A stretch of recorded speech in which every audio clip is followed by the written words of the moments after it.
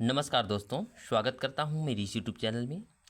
और जितने भी नए साथी होंगे जो मेरे चैनल को सब्सक्राइब नहीं किए होंगे वो जल्दी से जाकर चैनल को सब्सक्राइब कर लें। और आज से हम लोग स्टार्ट करने जा रहे हैं गणित। और गणित में हम सबसे पहले पढ़ने वाले हैं चैप्टर नंबर 1 जो होता है संख्या पद्धति। और संख्या पद्धति की जो बेसिक चीज़ है आज हम लोग जानेंगे और उसी को जो है हम लोग सीखेंगे। तो दोस्तों, मैं जो है छोटे बच्चों को तैयारी करवाता हूँ गणित का। नवोदय हो गया, एकलव्य आदि का जो है मैं जो बेसिक चीज़ है मैथ्स का उसी को जो है हम लोग पढ़ने वाले हैं। और ये जो मैथ्स है आपके शिक्षक भर्ती और अन्य एग्ज़ाम के लिए भी एक बेस तैयार होगा, तो आपको जो है इस पर ध्यान देना है। तो चलते हैं, सबसे पहले देखते हैं संख्या पद्धति में प्राकृतिक संख्या जान लेते हैं। प्राकृतिक संख्या क्या होती है, जिसको कहते हैं नेचुरल नंबर। तो गिनती, ठीक है, गिनने, लिखने व पढ़ने के लिए प्रयोग की जाने वाली संख्या को क्या कहते हैं? प्राकृतिक संख्या कहते हैं। जो हमारा गिनती है वो क्या है? प्राकृतिक संख्या है। और ये गिनती कहाँ से स्टार्ट होता है? हम लोग पढ़ना शुरू करते हैं 1 से, ठीक है। 1 से जो है स्टार्ट होगा और इसका जो अंत जो है नहीं होता है, इसीलिए इसको कहते हैं अनंत तक जाता है प्राकृतिक संख्या। तो सबसे छोटी प्राकृतिक संख्या 1 होगी और सबसे बड़ी प्राकृतिक संख्या हम लोग नहीं बता पाएंगे, कुछ भी हो सकता है, ठीक है। हाँ, इसको एक लिमिट के आधार पर बता सकते हैं कि 2 अंकों का, 3 अंकों का बड़ी, ठीक है, इस प्रकार से हम बता सकते हैं। और सबसे बड़ी जो है नहीं बता सकते। तो गिनती को क्या कहते हैं? प्राकृतिक संख्या कहते हैं। आगे देखते हैं पूर्ण संख्या। पूर्ण संख्या होल नंबर जब प्राकृतिक संख्या के साथ शून्य को जो है शामिल कर लेते हैं, ठीक है, शून्य सहित जब हम इसको गिनने लगते हैं तो वो बन जाता है क्या? पूर्ण संख्या बन जाता है, होल नंबर बन जाता है। तो शून्य को प्राकृतिक संख्या के साथ शामिल कर लेते हैं तो वह पूर्ण संख्या बन जाता है। यहाँ पर सबसे छोटी पूर्ण संख्या कौन सी होगी? तो होगी शून्य, और सबसे बड़ी पूर्ण संख्या हम नहीं बता पाएंगे। आगे देखते हैं सम संख्या। सम संख्या इवन नंबर, 2 से विभाजित होने वाली संख्या को क्या कहेंगे? सम संख्या कहते हैं, इवन नंबर कहते हैं।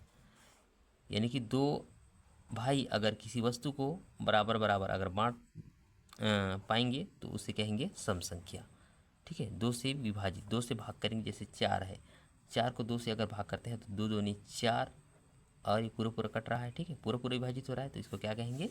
सम संख्या कहते हैं। तो 2 से विभाजित होने वाली संख्या को क्या कहेंगे? सम संख्या, इवन नंबर कहते हैं। उसके बाद है विषम संख्या। विषम संख्या ऑड नंबर, जस्ट इसका जो है विलोम हो गए, 2 से विभाजित नहीं होने वाली संख्या को कहते हैं विषम संख्या। जिसमें ये स्टार्ट कहाँ से होगा? 1 से स्टार्ट होगा, 1 हो गया, 3 हो गया, 5 हो गया, 7 हो गया, 9 होगा, 11 हो गया, ठीक है, इसका भी अंत नहीं है। तो इसको कहते हैं विषम संख्या, जो 2 से विभाजित नहीं होता है, ठीक है। उसमें शेषफल 1 बच जाएगा, जैसे इसको करते हैं 2 3 6, यहाँ पर शेषफल बच रहा है ना, तो इसको क्या कहेंगे? विषम संख्या कहते हैं। आगे जान लेते हैं अब भाज्य संख्या। भाज्य संख्या कंपोजिट नंबर। तो भाज्य संख्या जो है, जो संख्या स्वयं तथा एक को छोड़कर, जो संख्या स्वयं तथा एक को छोड़कर जो संख्या किसी न किसी संख्या से विभाजित होता है उसे कहते हैं भाज्य संख्या, ठीक है।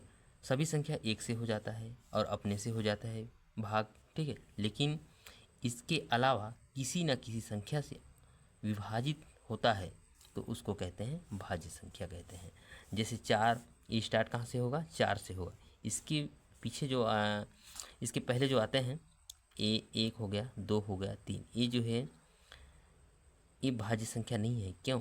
क्योंकि 2 भाग किससे होता है? अपने से होता है और 1 से होता है। 3 भी अपने से होता है और 1 से होता है, इसके अलावा किसी से नहीं होता, तो इसको हम लोग नहीं कहेंगे। तो इसीलिए ये 4 से स्टार्ट होता है। तो 4, ठीक है, 2 दूनी 4 होता है, 6 देखो 3 से भी होता है, 2 से होता है, इसलिए क्या है? भाज्य संख्या है, भाज्य संख्या हो कहेंगे इसको, ठीक है।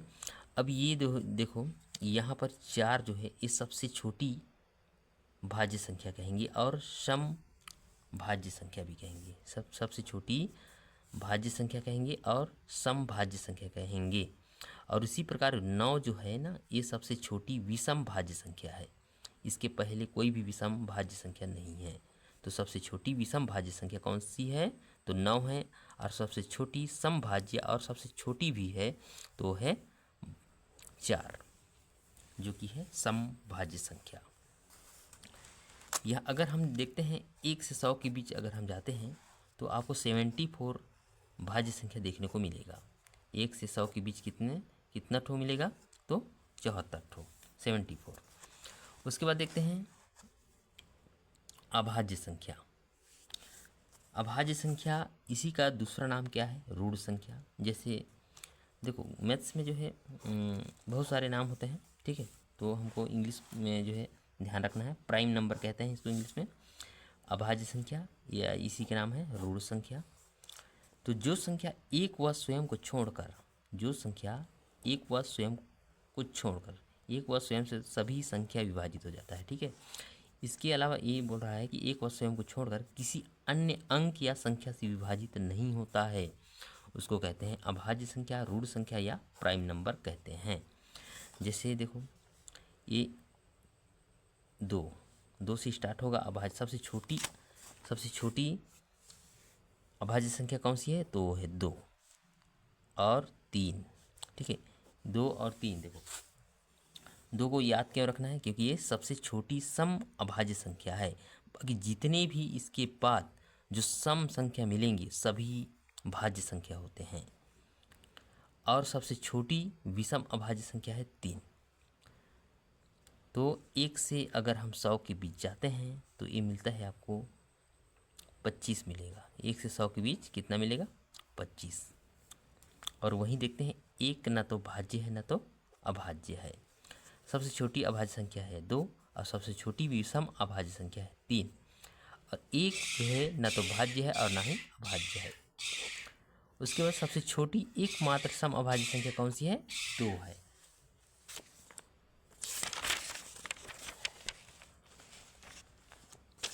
उसके बाद देखते हैं सह अभाज्य संख्या क्या होती है? को प्राइम नंबर। सह अभाज्य संख्या, देखो 2 संख्या चाहे वो भाज्य हो चाहे अभाज्य हो, ठीक है, दो संख्या सह अभाज्य संख्या तब होगी जब उसका जो उभयनिष्ठ गुणनखंड होता है। देखो उभयनिष्ठ क्या होता है? कोई भी जो मान के चलो ये पेन 2 लोगों का होगा, ठीक है, राहुल का भी होगा और सुमंत का भी होगा। तो इसको क्या कहेंगे? ये उभयनिष्ठ पेन होगा उन दोनों का, ठीक है। उसी प्रकार यदि हम किसी संख्या का गुणनखंड निकालते हैं, जैसे 13 का देखो 1 और 13 क्या है? इसका गुणनखंड है, टुकड़ा है।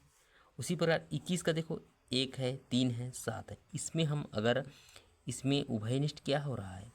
1 हो रहा है, ठीक है। 1 इसका भी है, इसका भी 13 का भी गुणनखंड है और 21 का भी गुणनखंड, मात्र एक ही एक इसमें क्या है?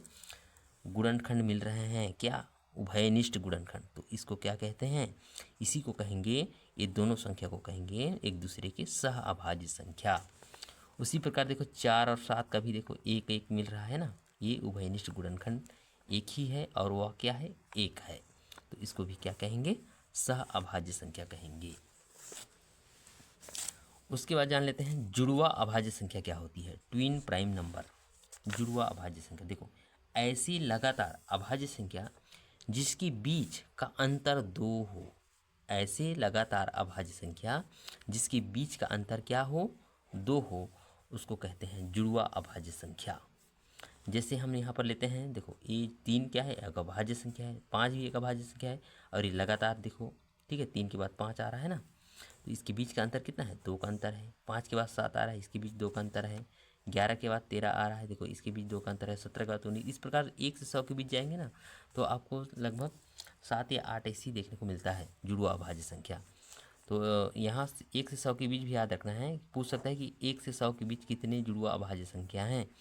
तो होते हैं लगभग 8 या ऐसी है, 8 या 9 है, 8 होगा शायद तक, ठीक है, इसको गिनना पड़ेगा। अगला देखते हैं परिमेय संख्या। देखो परिमेय संख्या क्या होती है? वे संख्याएं जिसे अंश बटा हर के रूप में लिख सकते हैं, जैसे 7/9, 14/2, 2.5 है ना, तो इसको भी हम लिख सकते हैं क्या? बटा के रूप में, बटा 1 लगा देंगे, 2.5 बटा 1 हो जाएगा। 2 अकेला है तो इसको भी बटा 1 लगा देंगे, 2/1। देखो ये रूट के अंदर है ना, ठीक है, रूट के अंदर है क्या, 9। जब ये रूट को हटाएंगे तो ये अपने वर्गमूल में चेंज हो जाएगा, ठीक है। तो 9 का वर्गमूल क्या होता है, 3 होता है। अब 3 को 3/1 लिखा जा सकता है, ठीक है। उसी प्रकार देखो 25 है, इसका रूट हटाएंगे तो ये क्या हो जाएगा, 5 हो जाएगा, और इसको 5/1 लिख सकते हैं, ठीक है। तो इसको हम बटा के रूप में लिख सकते हैं। तो ऐसी संख्या को क्या कहेंगे, परिमेय संख्या कहते हैं। उसके बाद है अपरिमेय संख्या, जिसे हम अंश बटा हर के रूप में नहीं लिख सकते, उसको कहते हैं अपरिमेय संख्या कहते हैं। जैसे √2 है, रूट के अंदर क्या है, 2 है। हम देखो इसके वर्गमूल में हम चेंज नहीं कर सकते इसको, ठीक है, 2 अंदर ही रहेगा।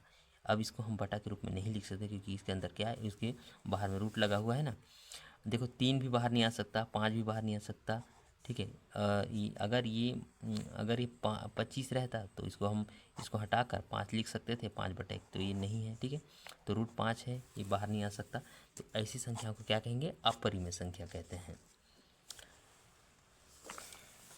तो अब इसके बाद जो हम लोग स्टार्ट करेंगे मित्रों, संख्या पद्धति के जो महत्वपूर्ण प्रश्न बनते हैं, तो मैं जो है पढ़ाने वाला हूँ नवोदय और एकलव्य, ठीक है।